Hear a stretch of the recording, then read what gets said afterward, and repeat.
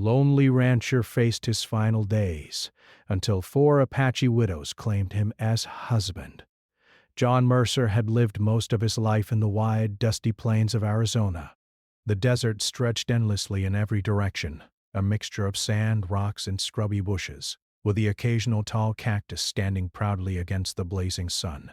To most people it looked harsh and unforgiving, a place where life could barely survive. But to John, it was home. It had been home for as long as he could remember. The ranch he had inherited from his father was small but sturdy, a modest piece of land that had seen better days but still held a quiet strength. From the early hours of the morning, John's life followed the same rhythm. He would wake before dawn, long before the first rays of sunlight touched the earth. The air was always crisp at that hour, carrying the scent of dust and dry grass. He would step outside his small wooden house, listen to the faint rustling of the desert winds, and take a deep breath. The cattle, numbering just over 50, would be waiting nearby, their soft lowing a gentle greeting for the man who had cared for them all his life. John knew each animal by sight and by sound, from the youngest calf to the oldest cow. They were his companions, his silent friends in a life that had otherwise offered little human connection. John had never been married. In his younger years, he had known the warmth of friendship and the excitement of young love, but those moments had always slipped through his fingers like water. Some of his friends had left for the cities, seeking work or adventure, and he had stayed behind. The ranch needed constant attention, and John had found satisfaction in hard work, in seeing plants grow and animals thrive under his care. Yet, as the years passed, a quiet loneliness began to settle over him. Nights were the hardest. The house was too quiet, too still. The wind would whistle through cracks in the wooden walls, and the shadows cast by the moon would stretch long across the floor. He often thought about what life could have been if he had chosen differently, if he had left the desert behind. But in his heart, he knew that the desert had shaped him. Its vastness and silence had taught him patience, endurance, and resilience. The townsfolk knew John as a dependable man, the kind who never asked for help but would offer it to anyone in need. When neighbors had broken fences or a wagon wheel needed repair, John was always there, quietly lending a hand without expecting anything in return. Children would sometimes watch him from a distance, fascinated by the way he moved, calm, steady, and deliberate in everything he did. People respected him, but they also left him to his solitude, assuming he preferred it, and perhaps he did, at least most of the time. He enjoyed the quiet. It allowed him to think, to reflect, and to feel a connection with the land he loved so much. Despite his isolation, John had a deep sense of routine that gave his life meaning. Each morning began with feeding the cattle, ensuring that water troughs were full and that each animal was healthy. He would check the fences, mend broken boards, and sometimes ride out to distant pastures to inspect the grazing grounds. Midday was reserved for repair work around the ranch, or tending to his small vegetable garden, where he grew tomatoes, beans, and herbs. Even in the scorching heat, John found solace in working with his hands, feeling the soil and sweat on his brow. In the evenings he would prepare a simple meal, often consisting of meat from his livestock, vegetables from his garden, and freshly baked bread. He ate alone, but never in silence. The night sounds of the desert, the call of an owl, the rustle of lizards in the brush, the distant howl of coyotes, were his company, comforting in their constancy. John's life was not without its moments of quiet beauty. On clear nights, the sky was a canvas of stars, so bright and close that it felt as if one could reach out and touch them. He would sometimes sit on the porch with a cup of strong coffee, staring at the heavens, feeling a strange connection to the endless universe. On rare occasions, he would see a deer or a fox pass through the fields, and for a moment the stillness of the desert would feel alive with mystery and wonder. It was during these moments that John allowed himself to dream, to imagine a life where he was not so alone. He thought about friendships, conversations, laughter, and even the possibility of companionship, though he never dared to hope too deeply. The ranch itself held memories of a life that had once been fuller. His father had built it with sweat and determination, teaching John the skills he would need to survive in the unforgiving desert. Wooden fences, hand-dug wells, and a sturdy barn that creaked in the wind were more than just structures. They were symbols of a family legacy.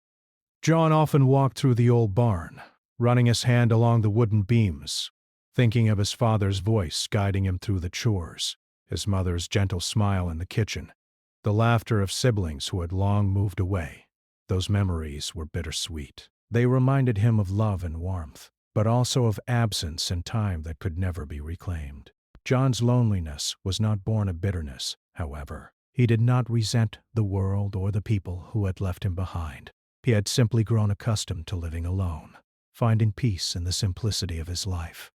He read books when he could, borrowing them from the small-town library, losing himself in stories of adventure, history, and faraway lands.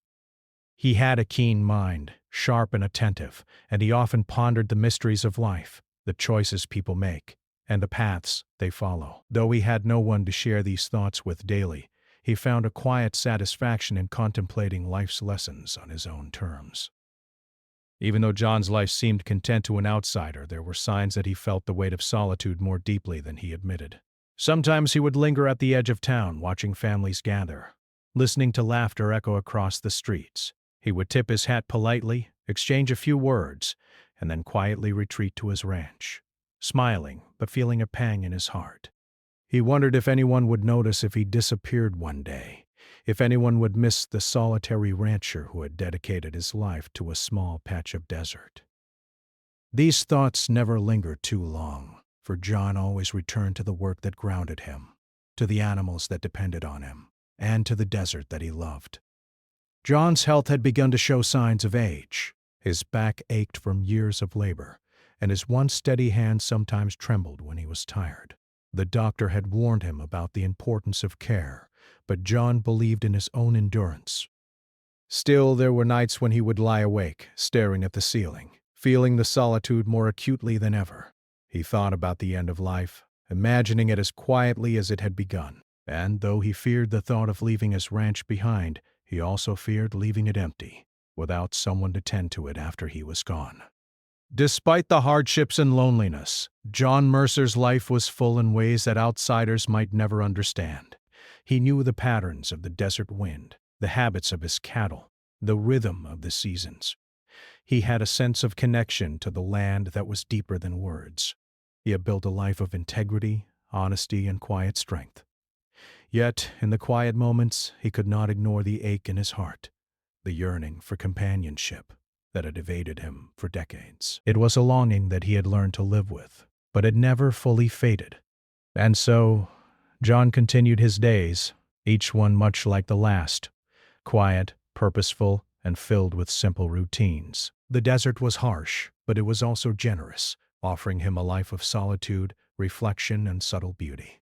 He did not know what the future held, and he had little expectation that it would bring the companionship he secretly longed for. Yet in the routine of his ranch, in the trust of his animals, and in the endless skies above, John Mercer had found a fragile peace.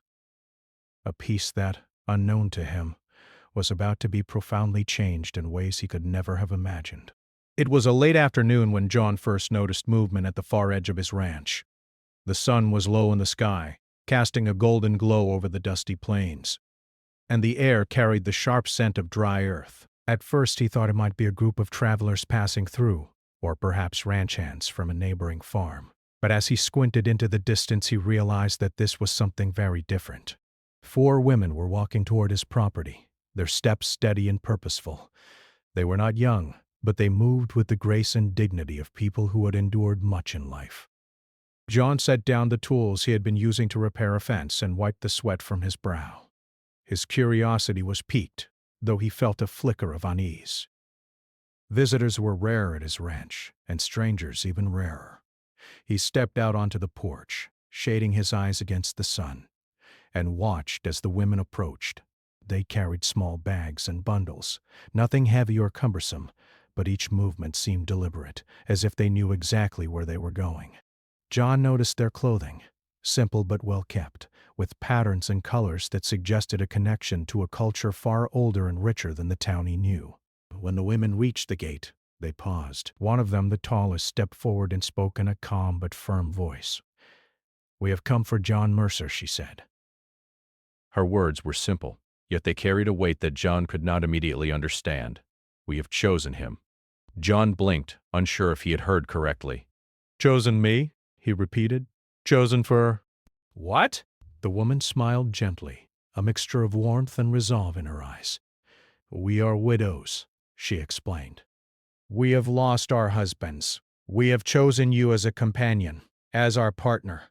You do not need to answer now, but we have come to stay if you will allow it." For a long moment John could not speak. His mind raced, trying to make sense of what was happening. He had spent decades in solitude, believing that his life would end quietly, with only the wind and the cattle for company. And now here were four women, strangers, claiming him as someone important, someone worthy of love and companionship. He wanted to be polite, to show kindness, but a part of him was wary. Who were they? Why him? And what did it mean to be chosen in such a way? The women, sensing his hesitation, stepped back slightly, showing respect for his space. "We are not here to force you," the tallest woman said. "We are here because we believe that you are a good man. A man who can care for others, and who deserves care in return. We only ask that you consider us, and if you wish, we will stay." John finally found his voice, though it was cautious. "I don't know what to say," he admitted. "I've lived alone for so long. I'm not sure I know how to do this." The women exchanged small smiles among themselves. "You will not be alone in this," another said softly. "We will walk this path together. You do not need to know everything now. Only that we are willing and that we can help each other." Over the next few days, the widows made themselves at home on the ranch in ways that were both practical and comforting. They cleaned the house, cooked meals, and tended to small repairs that John had been postponing for months. But they did so gently, never intruding on his routine or attempting to rush him into decisions. John watched them work, fascinated by their quiet efficiency and by the way they seemed to understand the land almost instinctively. They spoke little at first, letting actions convey their intentions, but in their silence there was a presence that filled the empty spaces of his home. As the days passed, John began to learn more about the women. There was Maria, who had once been a teacher and carried wisdom in her eyes.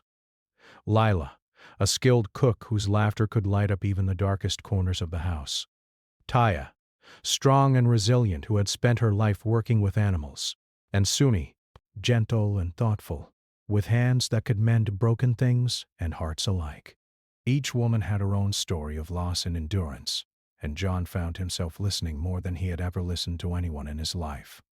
He discovered that their husbands had died in accidents, in illness, or in the struggles of daily life, leaving them to fend for themselves. They had come together not only for companionship, but for a sense of belonging and purpose.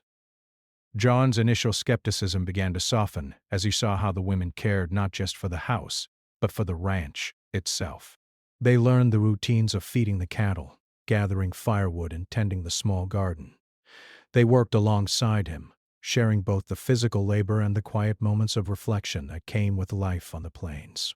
For the first time in decades, John felt a sense of connection, one that was deeper than friendship, but gentler than romantic expectation.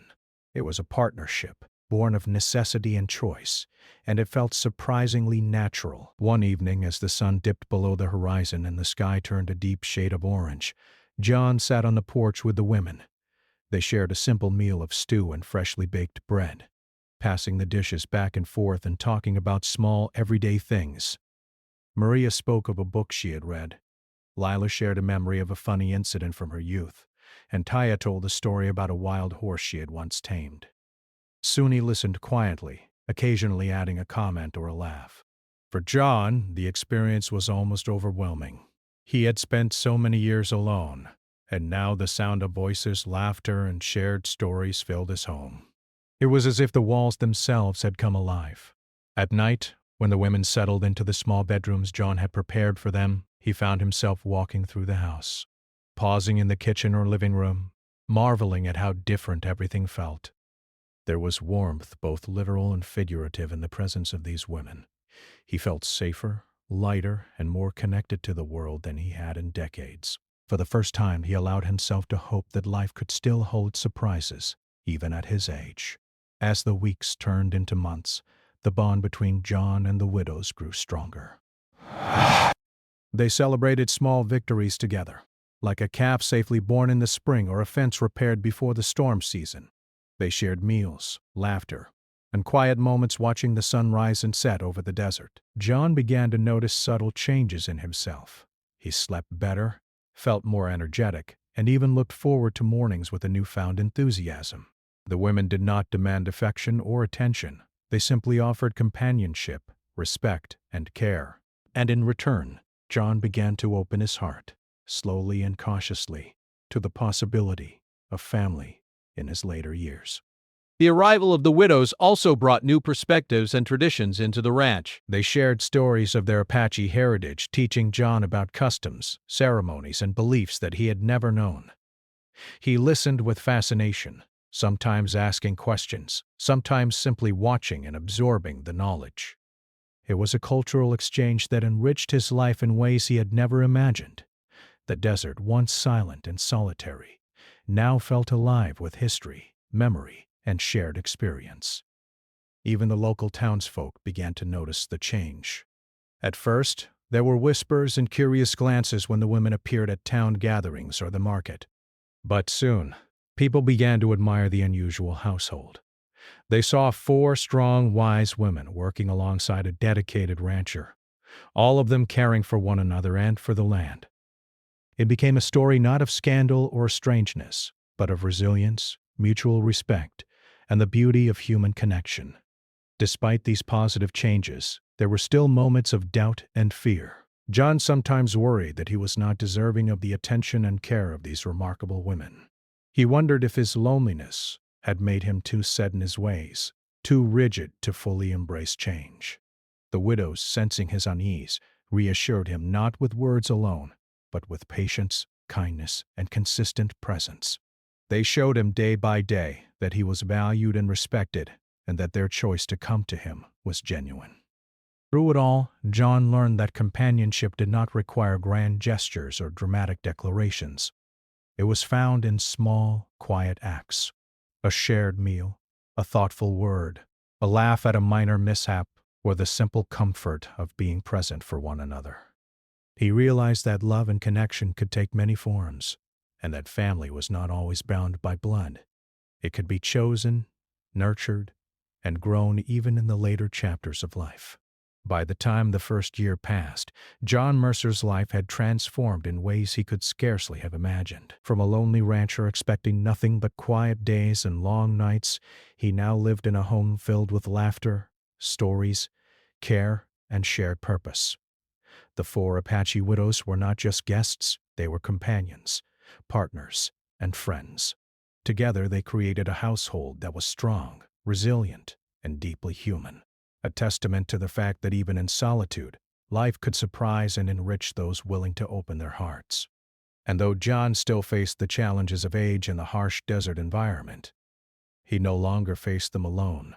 For the first time in decades, he understood what it meant to be truly chosen, to be valued for who he was, and to be part of a family formed not by chance, but by the deliberate and loving choice of others.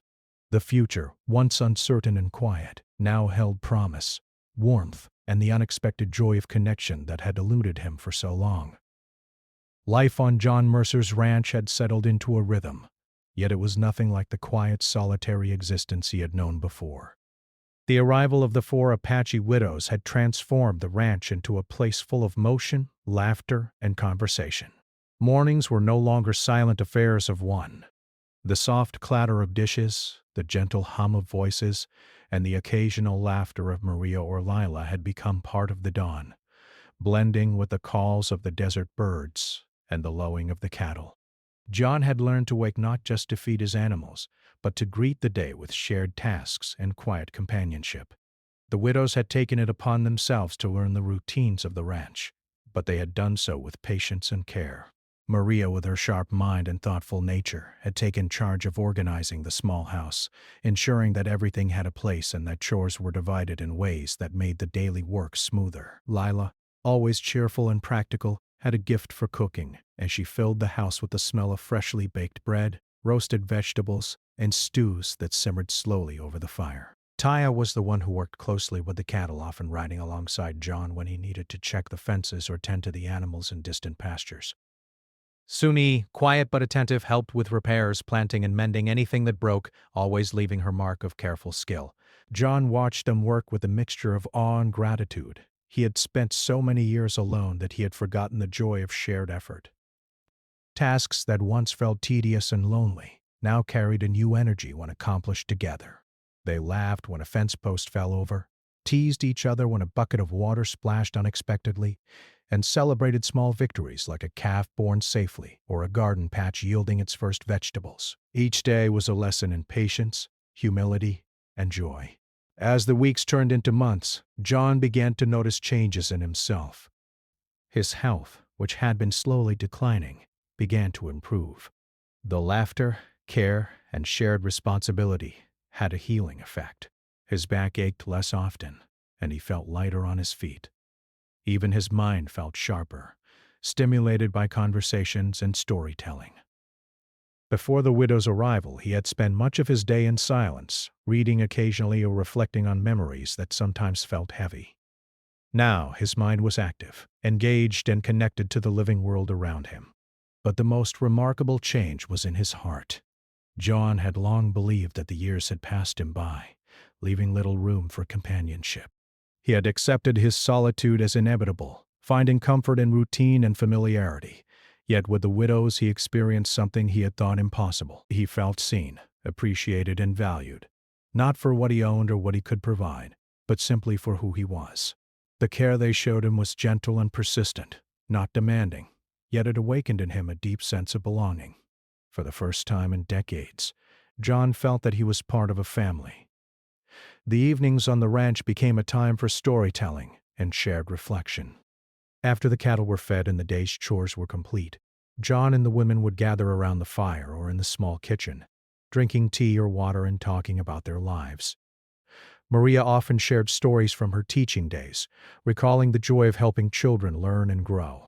Lila spoke of her youth, filled with laughter and small adventures, while Taya recounted the lessons she had learned from working with animals and surviving in the harsh desert. Suni shared her quiet observations, offering wisdom and gentle words that often went straight to John's heart. John began to contribute more than just labor. He shared his own memories, stories of his parents, his childhood, and the ranch's history. He spoke of lonely nights, of the longing he had carried for decades, and of the small joys he had found in caring for the land. The widows listened without judgment, nodding, asking questions, and sometimes simply holding the space for his thoughts. In these moments, John realized that companionship was not about grand gestures or dramatic declarations. It was about presence, listening, and shared understanding. The women introduced new routines and traditions that enriched daily life. They taught John about Apache customs, from simple gestures of respect to ceremonies that honored the land and ancestors. They explained the significance of plants, animals, and natural phenomena, helping John see the desert through a new lens. Together they observed the seasons with rituals that celebrated growth, harvest, and renewal. The ranch, once only a place of labor, became a home filled with culture, meaning, and spiritual connection.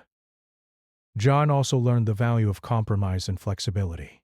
Living with 4 independent, strong-willed women required patience and understanding. There were moments of disagreement over chores, schedules, or the best way to handle a stubborn animal, but these conflicts were resolved with discussion, laughter, and mutual respect. John had never realized how much growth could come from living closely with others, learning to negotiate, listen, and care in ways that were thoughtful and intentional. Through all of this, the widows treated John not as a master of the household, nor as someone to be rescued from loneliness, but as an equal. Their respect for him was unwavering, and they encouraged him to take part in decisions, share in planning, and enjoy the benefits of a household built on cooperation. John, who had long relied solely on himself, found joy in giving and receiving guidance, understanding that strength lay not in isolation but in collaboration and care. As months turned into a full year, the household had become a well-oiled rhythm. Mornings began with the sun rising over the desert, the women and John moving together in quiet efficiency, feeding animals, checking fences, and preparing meals. Afternoons were a mix of work and learning, with the women teaching John new skills and perspectives, and John sharing his deep knowledge of the land and ranching practices. Evenings were a time of rest, storytelling, and reflection, a space where laughter, conversation, and quiet appreciation blended seamlessly. Neighbors and townsfolk began to notice the change. At first, there were whispers of curiosity and disbelief. 4 widows living with a solitary rancher seemed unusual, almost improbable. Yet over time, respect replaced skepticism. People saw how the household functioned with care, dignity, and warmth. They witnessed the resilience, teamwork, and happiness that had blossomed in John's home. It became a story not of scandal but of hope, proof that companionship and family could take many forms and that life could hold joy even in unexpected ways. John himself began to look forward to each day with a sense of excitement and anticipation he had not felt in decades. He discovered that simple pleasures, helping Lila bake bread, riding alongside Taya through the pastures, listening to Maria's stories, or sharing quiet conversations with Suni, brought him a joy deeper than anything he had experienced alone. He realized that love and connection were not limited to romantic ideals. They existed in shared labor, mutual respect, care, and the unspoken understanding of one another's presence. The bond between John and the widows also deepened in subtle ways. They knew each other's strengths, weaknesses, and quirks. They anticipated needs without speaking, prepared meals that delighted the soul, and offered comfort in moments of frustration or pain. John found himself smiling more often, laughing at small jokes and feeling a warmth that he had almost forgotten. The ranch was no longer simply a place to live. It was a living, breathing household filled with compassion, understanding, and love. John also began to teach the women some of the skills he had learned over a lifetime. He showed Taya how to repair broken fences more efficiently, taught Leela how to recognize subtle signs of illness in the cattle, and shared with Maria techniques for maintaining the garden during dry spells. Even Suni, who was already skilled in practical matters, learned ways to conserve water and plan the year's work more efficiently. The teaching was mutual, and the exchange of knowledge created a sense of teamwork and accomplishment that bound them together. Through shared experience, the boundaries between teacher and student, elder and companion, began to blur. They were no longer 4 widows on a lonely rancher. They were a family, a team, a household united by choice, respect, and love. John realized that he had underestimated the strength of human connection and the capacity for renewal, even late in life. The desert, once a symbol of isolation, had become a canvas for a new chapter filled with hope, learning, and shared purpose. By the end of the year, John Mercer had transformed in ways he never anticipated. His body had grown stronger, his mind sharper, and his heart fuller. The widows were no longer strangers. They were family, friends, and partners. They had claimed his home, yes, but they had also claimed his heart in ways that were gentle, patient, and transformative. The ranch was no longer a solitary outpost in the desert. It was a home, a sanctuary, and a testament to the unexpected beauty of companionship. Even in quiet moments, John felt gratitude. He reflected on the decades of solitude, the struggles and victories, and the life lessons that had brought him to this point. He understood that the arrival of the 4 widows was more than chance. It was a turning point, a reminder that life could surprise, heal, and enrich, even when least expected. Together, they had built a household that was stronger, happier, and more meaningful than anything John had ever known, proving that connection and love were never truly out of reach, no matter how lonely one's path had been. Life on John Mercer's ranch had grown rich and full, yet it was not without its challenges. The desert, while beautiful, was unforgiving, and the unusual household of a solitary rancher and 4 Apache widows drew attention from neighbors and townsfolk. The very people who had once admired John's quiet diligence now whispered behind hands and doors. Some questioned the arrangement, wondering why 4 women would choose a man who had lived alone for so long. Others speculated that John's life must be lonely enough to accept anyone willing to come. At first, these whispers bothered John. He had always been a private man, content to live quietly and let life pass without interference from others. But now, living with the widows, The opinions of outsiders felt sharper, more intrusive. He found himself wondering what the townspeople would say when they saw the four women working alongside him, laughing in the fields or sitting together at the dinner table. The fear of judgment tugged at him, a small shadow in the otherwise bright household he had come to cherish. The widows noticed his unease almost immediately. Maria, the eldest and wisest among them, approached him one evening as he worked alone on the fence. "John," she said softly, "we cannot control what others think. We can only control how we live and care for each other. Do not let the words of strangers take away the joy we have built here." John nodded slowly, trying to absorb her words. He wanted to believe her, but habits of self-doubt were not easily broken after decades of solitude. "It's not just what they say," he admitted. "It's that I've been alone for so long I'm not sure I know how to defend this life we've created." Maria placed a hand on his shoulder, steady and reassuring. "You do not need to defend it," she said. "The life we have is ours. Let our work, our care, and our love speak for itself." Despite the reassurance, the household soon faced more practical challenges. The desert, for all its beauty, was unpredictable. One afternoon, a sudden sandstorm swept across the ranch, whipping dust into eyes, filling the air with choking grit, and threatening to topple the fences John had worked so hard to repair. The women sprang into action without hesitation. Lila led the effort to secure the animals, guiding the cattle into a sheltered corral while John reinforced the weaker parts of the fencing. Lila and Suni worked to bring in the smaller tools, pots and bundles, while Maria kept the house secure and ensured everyone had water and blankets. By the time the storm passed, the ranch had sustained some damage, but none of it was serious. The real triumph was in how efficiently they had worked together.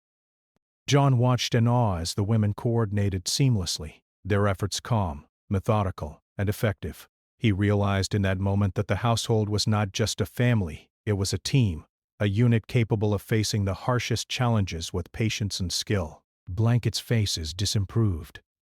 Still, life was not only tested by storms. Neighbors continued to raise eyebrows, some expressing disapproval outright. One afternoon, as John and the widows worked near the edge of the property, a man from the town approached. He was a rancher himself, with a reputation for bluntness and suspicion.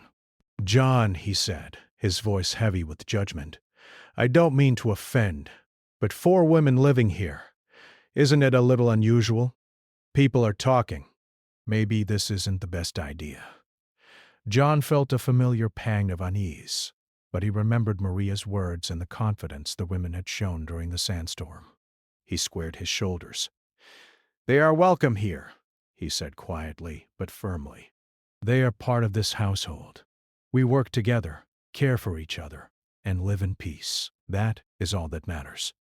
The man shook his head, muttering something under his breath, and left. John turned to the women, who were calm and supportive. "See?" Maria said with a gentle smile. "We cannot control opinions. Only our actions matter." As the seasons changed, the household faced additional challenges. The desert summers were brutally hot, with the sun beating down mercilessly and water becoming scarce. Crops in the small garden struggled to survive, and the cattle required extra care to stay healthy. Yet the team approach John had developed with the widows ensured that they persevered. They took shifts tending the garden, irrigating where possible, and rotating water for the animals to prevent shortages. Taya taught John new ways to monitor the health of the cattle, while Suni devised methods to make irrigation more efficient. Lila found ways to prepare meals that conserved water without sacrificing nutrition or flavor, and Maria encouraged moments of rest and mindfulness, reminding them all that mental resilience was as important as physical strength. Through these shared trials, the bonds between John and the widows deepened further. They had moved beyond mere companionship. They were now a family united by trust, care, and mutual respect. John began to see the ways in which each woman complemented him, filling spaces in his life he had long forgotten were empty. Maria's wisdom guided their decisions. Lila's cheerfulness lightened the heaviest moments. Taya's strength gave confidence during challenging labor, and Suni's gentle care preserved the home and nurtured their spirits. The challenges also taught John humility and patience. He had always prided himself on being self-reliant, but he realized that relying on others did not make him weak. It made the household stronger. He began to ask for help more openly, to share his burdens and joys alike, and to recognize that leadership could coexist with collaboration. The women never made him feel inadequate. They encouraged him to grow, to adapt, and to embrace the reality that family was not about isolation but about shared effort and support. Amid these challenges, the household also experienced moments of joy that made the hardships worthwhile. They celebrated small victories: a fence fully repaired before the next storm, a new calf born healthy and strong, a particularly successful harvest from the garden, or even a shared meal where everyone contributed in their own way. The laughter that echoed through the house and across the fields was a constant reminder that, even in the face of difficulty, life could be beautiful and rewarding. John also noticed that the widow's presence brought a subtle transformation in the desert itself. The ranch, once quiet and solitary, seemed to hum with life. Birds nested more boldly near the house, small animals appeared in the fields, and the garden thrived under the careful attention of multiple hands. It was as if the presence of 4 devoted and capable women had infused the land with renewed energy. John marveled at the irony. His once lonely ranch, which he had believed to be harsh and unforgiving, had become vibrant, resilient, and alive. Yet the most profound change was in John himself. The challenges they faced, storms, scarcity, skepticism, and cultural differences, had strengthened not just the household, but his spirit.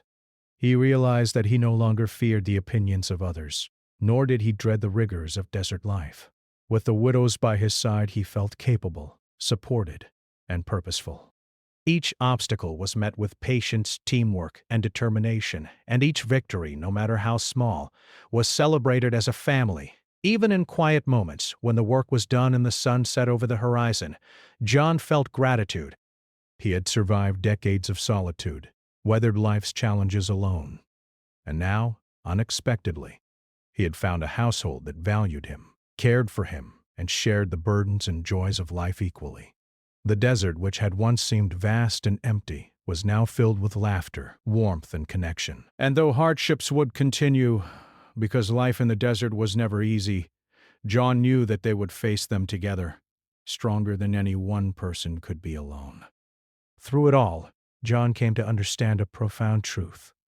Love and family were not defined by the absence of hardship, but by the courage to face challenges together. The widows had chosen him not because life was easy, but because they saw in him a man capable of partnership, integrity, and growth. In turn, John embraced not just the joys, but the trials that came with family, recognizing that every obstacle was an opportunity to deepen trust, strengthen bonds, and create a life that was meaningful beyond mere survival. By the end of this period, John Mercer's ranch was more than just a home. It was a symbol of resilience, unity, and love. The 4 Apache widows had claimed him, and in doing so they had transformed his life, giving it purpose, warmth, and connection. The trials they faced together, from natural disasters to societal judgment, only served to reinforce the strength of their bond. John had learned that life's challenges were not meant to break him, but to shape him, and that the presence of companions, steady, wise, and loving, could make even the harshest landscape thrive. And so, life continued on the ranch. The winds blew across the plains, the sun rose and set with relentless consistency, and the household moved with quiet determination. Together they faced each day's trials with courage, patience, and care, knowing that whatever came their way, they were stronger united than they could ever be apart. The ranch had become a sanctuary, not just of land but of the human spirit, resilient, loving, and enduring, capable of weathering any storm, just as John and the 4 widows had learned to do together. John Mercer had lived a long and full life, but as the years pressed on, he could feel the weight of age more keenly. His once strong back ached more often, and his hands, which had been steady for decades, trembled slightly when holding tools or feeding the cattle. The desert, which had always been his home, now felt harsher than before. The sun's heat seemed sharper, the winds colder, and even the quiet nights carried a reminder of life's fragility. Yet, despite these signs, John was not afraid. He had spent the last several years building a household filled with companionship, laughter, and care. The four Apache widows, Maria, Lila, Taya, and Suni, had become more than friends or companions. They were family, woven into the very fabric of his life. They were the warmth in the mornings, the comfort in the evenings, and the steady support in moments of weakness. With them, John felt not just alive, but deeply connected to the world around him, even as his own strength began to wane. The mornings at the ranch were slower now. John no longer rose before dawn with the energy he once had. Instead, he would sit on the porch, sipping weak coffee and watching the sun rise over the plains. The widows respected his pace, allowing him to take his time, but they were always nearby, tending the cattle, gathering firewood, or preparing breakfast. Their presence was a constant reassurance, a living proof that he was not alone, and that life, even in its final chapters, could be meaningful and filled with love. One morning, as John leaned on the railing of the porch, Maria approached him with a thoughtful look. "John," she said softly, "you have done so much for us, for this ranch, for life itself. But now it is time to let us care for you in every way we can. You need not bear the burdens alone anymore." John nodded, a lump forming in his throat. He had spent decades relying only on himself, and learning to accept help had been difficult. But with these women, help was not a burden. It was love. It was care, steady and unwavering, that did not demand, judge, or question. John realized that this was a gift far greater than any material wealth he could leave behind. Days turned into weeks, and John's health began to decline more noticeably. Simple chores that he had once handled with ease became challenging. The widows took on more of the physical labor, while still including him in decision-making, teaching him to find satisfaction in guidance rather than action. Taya would ride out to distant pastures with the cattle, bringing him back updates and stories. Lila would prepare meals and sit with him while he ate, listening to his reflections on life. Maria would spend hours discussing philosophy, history, and memories of the past, and Suni would quietly tend to the house, mending clothes, fixing small repairs, and ensuring John was comfortable. Despite his weakening body, John's spirit remained vibrant. He found joy in the laughter of the women, the success of the ranch, and the stories they shared. He loved watching the way the desert changed with the seasons, marveling at the resilience of life in a harsh environment. The ranch, once a solitary patch of land, had become a sanctuary of life, culture, and human connection. As time passed, John began to reflect on the unexpected twists that had brought him here. He had spent so many years believing his life would end quietly, with no one to remember him or care for him. Yet now, in his final days, he was surrounded by people who cherished him deeply, whose lives were intertwined with his own in ways that transcended age, culture, and circumstance. The four widows had chosen him not for wealth, not for status, but because of the person he was, a kind, hard-working, honest man who valued life, integrity, and connection. One evening, as the sun set in brilliant shades of orange and purple, John sat on the porch with all four women. The air was cool, carrying the faint scent of desert flowers, and the cattle moved quietly in the pastures. They shared a simple meal of roasted vegetables, bread, and tea. Lila laughed at a small joke John made about the stubbornness of the new calf, while Maria shared a memory from her youth that brought gentle smiles to everyone's faces. Taya spoke of an old horse she had once cared for, and Suni added quiet, thoughtful observations that made John nod in understanding. In that moment, John felt a profound peace. He understood that life's meaning was not measured by wealth, accomplishments, or recognition, but by the bonds we build, the care we give, and the love we receive. These women had given him a family, a purpose, and the comfort of knowing that his life had mattered in ways he had never imagined. As the weeks went on, John's condition gradually worsened. He spent more time resting, leaning on the porch railing, or sitting in the small armchair by the fire. The widows adapted seamlessly, ensuring that he was comfortable, hydrated, and cared for at all times. They tended to him with patience and tenderness, anticipating his needs without being asked. John, in turn, shared his wisdom, his stories, and his reflections, leaving behind a legacy of guidance and love that the women would carry forward. One morning, John awoke to find the women gathered around him, their faces calm but filled with quiet concern. He smiled at them, his voice weak but steady. "Do not worry," he said softly. "I have lived a full life.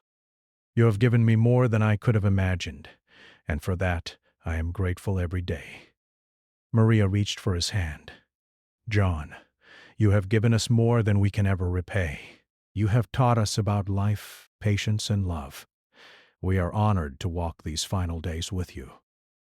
John's eyes filled with tears, not of sadness, but of gratitude. He realized that he had not only found companionship in his later years, but had also witnessed the beauty of chosen family, of care that transcended expectations and conventions.